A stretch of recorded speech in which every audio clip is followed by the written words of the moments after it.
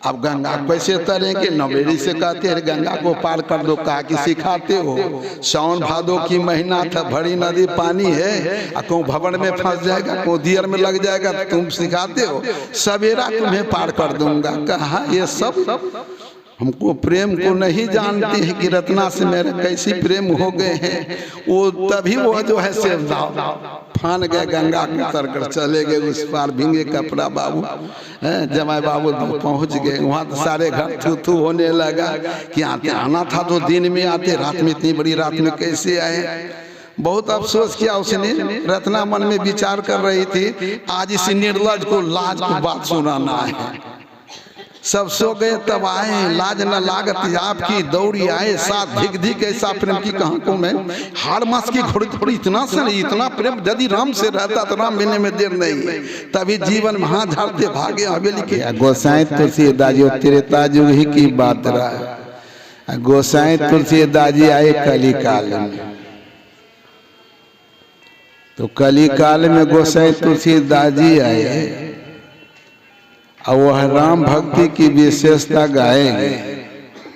उन्हीं के चरणों में कहा हम आप नहीं, जो मुनि ब्रह्म ज्ञान में प्रवीण है ऐसे से साक्षी दिलाते हैं शिव और सुख संकादिक नारद। जे मुनि ब्रह्म विचार विशारद, सब कर मत खगना किया करिए राम पद पंकज ने। हाँ, सभी को कहना है कि राम की चरण कमलों में प्रेम कीजिए। चरण तो चरण, फिर ऊपर से कमल की उपमा क्यों दिए गए, पंकज की उपमा क्यों दिए गए? कमल में क्या विशेषता है? कमल तो दोह में खिलता है। यदि अगाध जल में कमल का उत्पत्ति हुआ कीचड़ से तो उनकी गति नहीं रुकती, पर कमल की गति नहीं रुकती है। पर कमल खिलता कब? जब सब जल की तरकड़ ऊपर आता है तभी कमल खिलता है। विशेषता उनमें इस तरह की है। उसी तरह परम परमात्मा है जिसको सर्वव्यापी राम कहते हैं। उन्हीं राम की चरण कमल में प्रेम करने के लिए कहा है। यह तो बिना गुरु से चरण कमल की पता नहीं लगेगा, इसे गुरु करना अनिवार्य है। गोसाई तुलसीदास जी की कई गुरु हुए थे। जब बचपना के जन्म लेते उनका नाम थे राम बोला। राम बोला की जन्म लेते हुए राम बोला की मां मर गई, बोले राम। जब जन्म लिया तो राम बोले, उनकी मां मर गई। उनका पिता के नाम थे आत्मराम दोबे, राजपुर में घर था। ज्योतिषियों की बुलाया, उनसे कहा देखिए बच्चा की कैसे लक्षण है, जिनकी जन्म लेते मां मर गई पर राम बोला है। पंडितों ने देखा उनके लक्षण से कि ये तो बड़े संत भगवंत की अवतरण हुआ है। संतों से पंडित से बराबर रहता है। संत देखते संतों पंडित से बराबर रहता है। एक को ब्रह्म बनाएंगे सत्संग में नहीं आएगा। कहा यदि ये रह गए तो लाखों पंडित पर ये भारी होगा। ऐसे न रहेगा, बांस न बाजेगा, बस यही मौका है इस बच्चा को खत्म करा देना। कहा आत्मराम दोबे से आपका बच्चा जो जन्म लिया है ये तो मां ही को खाए हैं पर आपको भी खा जाएगा। अरे बाप रे बाप, भयभीत हो गए उनका पिता ने। कहा तब क्या किया जाए? कहा बच्चा नहीं रहे, खत्म किया जाए तो हमसे तो नहीं मारे जाएंगे। मेरा पुत्र है तो ममता भरा हुआ है। पर चलिए उनकी दाई माता जो है चुनिया, जिसको कहते गर्भास में उस समय चमाइन भी रहते थे, उन्हीं के द्वारा मैं मरवा देता हूँ। का ये अच्छी बात है। उनकी पैसा की प्रलोभन दिया, कहा के लिए चुनिया ले आकर कोई दरिया में फेंक दे। चुनिया ने जन्म देते उसने राम बोले की नाम सुना था, जो राम राम बोला था। मन में सोचा आरों की बच्चा तो रोते जन्म लेते, पर ये कैसी भाग्यशाली है, कोई महापुरुषों की अवतरण, इसलिए राम जन्म लेते बोला है हमसे तो फेंका नहीं जाएगा, पर ये बच्चा को मैं उठाकर मैं अपने घर लेकर चले जाऊंगा। उसने घर ले गए।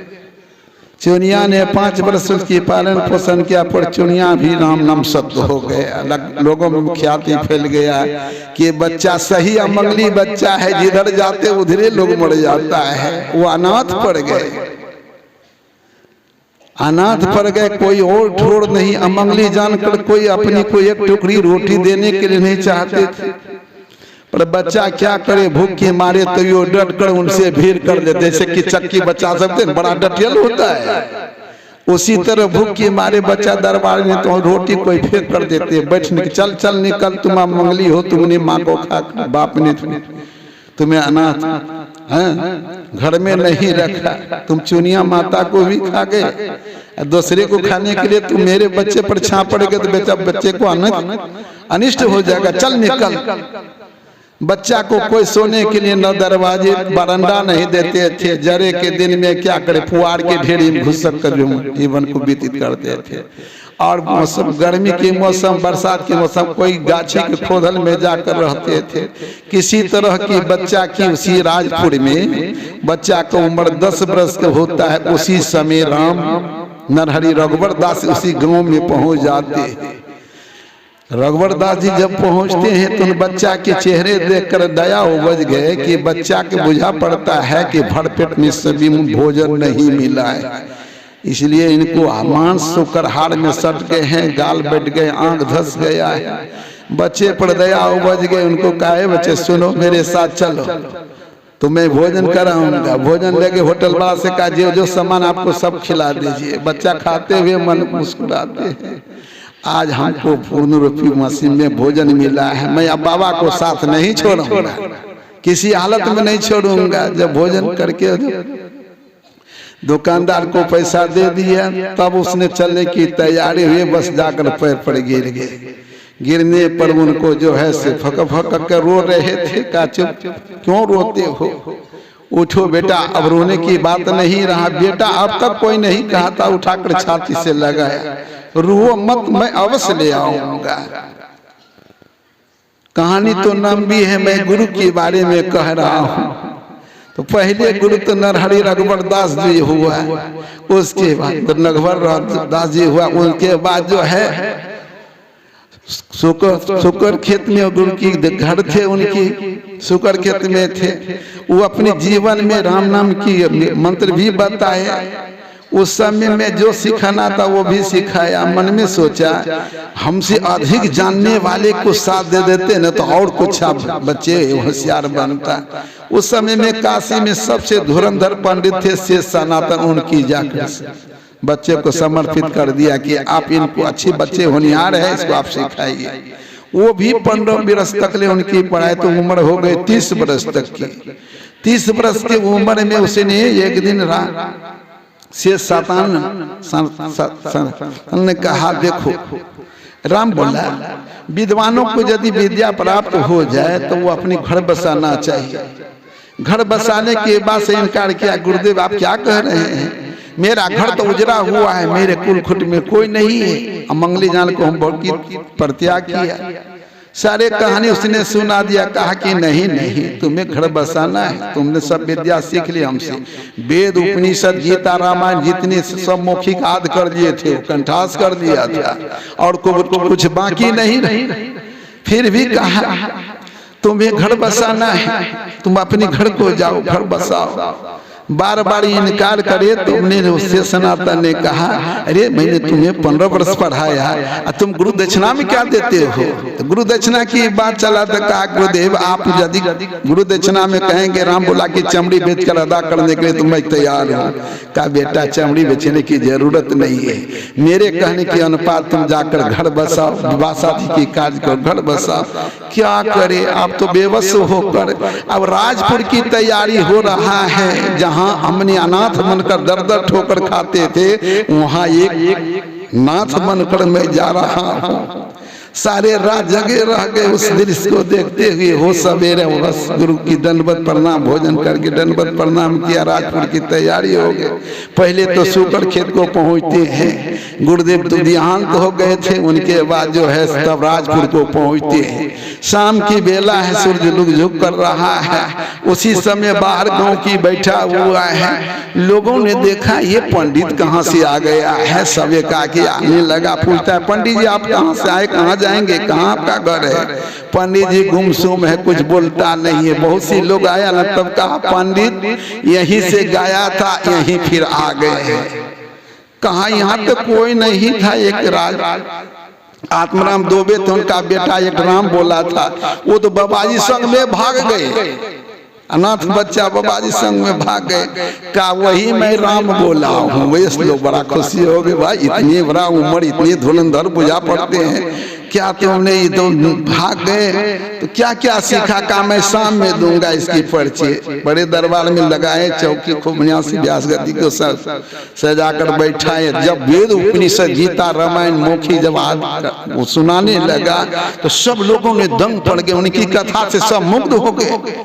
सब रोने लगा कि ऐसी बच्चा दर दर ठोकर खाने वाले ऐसी नात बना है। इनकी वाणी में इतनी जादू भरा हुआ कि सब को कर देते हैं। सब ने उठ उठ कर जाते हैं, आंसू पोंछते, कहते हम लोग जीवन में बहुत दुख दिए इनको, कोई अपनी दरवाजा नहीं देते थे। लोगों फिर कहते थे राम बोला कि नसीब में ही था। तो चलिए वहां से उनकी फिर विवाह शादी हो गई। जो दीनदयाल पाठक थे गंगा की उस पार से उनके विवाह शादी हो गए, घर बस गए। फिर वह जो है रत्ना बे कहे सुने 3 महीना तो ससुराल में ही रह गए। उसकी माँ उनके लिए लहालोट थी। फिर वह लहालोट के कारण उसके भाई आए, उनको लेकर चले गए। राम बोला तो कथा बाँचने के लिए चले गए। फिर राम बोला आए तो देखते दीपक नहीं जल रहा है। पड़ोसी में चाबी दे दिया था, घर बंद करके दौड़ कर आते, कहते 2 दिन की मोहलत में गए। कहा मैं रत्ना की बिना एक क्षण भी नहीं जी सकता हूँ, 2 दिन की बात है, रातें में चल जाए। अब गंगा कैसे तरेंगे। नवेली से कहते हैं गंगा को पार कर दो, कहा कि सिखाते हो। सावन भादो की महीना था, भरी नदी पानी है, को भवन में फंस जाएगा, को दियर में लग जाएगा, तुम सिखाते हो। सवेरा तुम्हें पार कर दूंगा। कहा ये सब हमको प्रेम को नहीं जानते हैं कि रत्ना से मेरे कैसी प्रेम हो गए हैं। वो तभी वो जो है से फान गए, गंगा को तर कर चले गए उस पार। भींगे कपड़ा बाबू जमाई बाबू पहुंच गए। वहाँ तो सारे घर थू थू होने लगा कि आना था तो दिन में आते, रात में इतनी बड़ी रात में कैसे आए। बहुत अफसोस किया उसने। रत्ना मन में विचार कर रही थी आज इस निर्लज को लाज की बात सुनाना है। सब सो गए तब आए, लाज न लागत आपकी दौड़ी आए, साथ धिक धिक ऐसा प्रेम की कहां को मैं हार मास की घोड़ी थोड़ी इतना से नहीं, इतना प्रेम यदि राम से रहता तो राम मिलने में देर नहीं। तभी जीवन में हाथ झाड़ते भागे हवेली की तरफ। जीवन में ठेस लगा। गुरुदेव सही कहा था जब तुम घर बसाओगे तब तुम्हें सच्चा ज्ञान मिलेगा। आज जीवन में ठेस कहने के तात्पर्य 3 गुरु उनकी रत्ना जाते भी कहा रत्ना तुमने एक तरह की धर्म पत्नी, तुम तो ज्ञान दाता भी आज सुझा ये तूने राम से प्रेम करने के जो सारे जीवन तुम पर मैंने सौंप दिया वो जीवन में ठेस लगा। तो अपनी नाम को बदलते सुनासान में भगवान कहते पंडित वेश में भगवान मिलने वाला नहीं है। तब ऊपर की तरफ हाथ धर कर कहते परमात्मा से कि आज से हुलसी का बेटा तुलसी रहेगा। नाम भी बदला है, हुलसी का बेटा तुलसी। जिसने तुलसी की रामायण लिखा उसे रामचरितमानस को अनुवाद किया है। आज उनकी कई गुरु मिल गया है। 3 गुरु के बाद एक प्रेत गुरु हुआ है। प्रेत गुरु ने तब वो बताया कि हनुमान जी से मिले, तो 5वां में हनुमान जी हुआ है, 6ठा में राम हुआ है, और 7वां में जब बड़ा छत्र गया है। लिखा तो बहुत ग्रहण बहुत सी किया, जगजाटन बहुत किया, पर अब तक सही ज्ञान राम को नहीं हो रहा है। जो सगुन सकाल में राम भी चित्रकूट की घाट में दर्शन दिए थे, वहां भी सगुन सकार के दर्शन से उनकी तृप्ति अभी नहीं उनकी कहा संदेह दुविधा नहीं मिटा है। जब रामदास जब बड़ा छत्तन में गया है तो रामदास गुरु मिला है। उसने देखा ये राम भक्ति में इतनी संलग्न है इसमें, पर सही ज्ञान गुरु नहीं मिलने के कारण इस तरह की हो रहा है। तब उनसे कहा बच्चा तो हमसे भी गुरु कर लो। कहा मेरा ये गुरु नहीं, मैं 6 गुरु कर दिया। कहा 7वां में हमको भी कर लो। तो सतमा गुरु रामदास जब हुआ है तब उसने इसी संत मत के ज्ञान जो है जो सूर्य के पास ये ज्ञान को उसने समझाया बुझाया, तब जाकर उसने इसी ज्ञान की विशेषता बताई। तब भी नहीं पता का यही तुम मेरी ज्ञान गमाए हो। इधर तक घंटी हो रहा है, क्या कहूँ, बोलिए श्री सतगुरु महाराज की जय।